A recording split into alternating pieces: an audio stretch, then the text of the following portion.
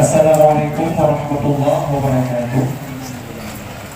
Baca mandal jauh bagaimana berpolitik dalam Islam, tertulis dalam kitab Ihya Ulumuddin karangan Imam Al-Ghazali.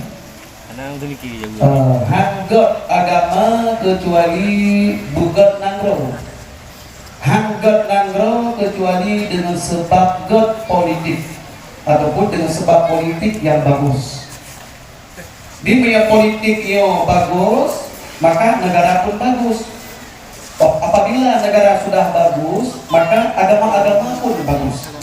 Maka kesimpulan di unggat media masa dino sangat layak untuk berpolitik. Bahkan dari kita yang pun betulnya yang jadi naur unggat yang politik. Duk ibu mengadali guyu mau politik enggak. Padahal belum ada sahur.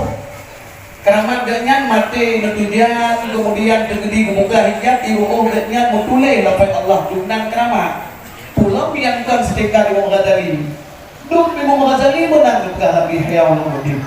Hangkong agama kecuali bugot nangro, hanggot nangro kecuali bugot politik. Jadi urung yang dekat biar sedikit politik bugot kemudian untuk bugot nangro oke bugot nangro agama timah Wayana agamanya lagi pada bisa lebih dari puluh bagaimana. Assalamualaikum warahmatullahi wabarakatuh.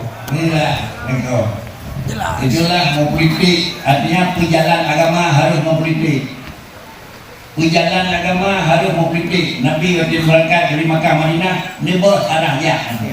Jadi yang tiga agama mau politik. Pakat agama sudah tahu perjalanan dia harus politik. Pegang politik ada kewajiban dan ubah agama yang jadi. Pegang politik dan ubah agama yang mungkin lah yang tadi mana ini. Tetapi adalah pijak politik dan pijak agama ini adalah makdum. Mungkin lagi nyoh antara dia kabur geram. Yang kibandang politik hingga nyoh dan nyoh agama menjadi nali. Diuduan handuan kerjanya. Kapankan pegang politik yang kita pukul agama itu nyoh hilang.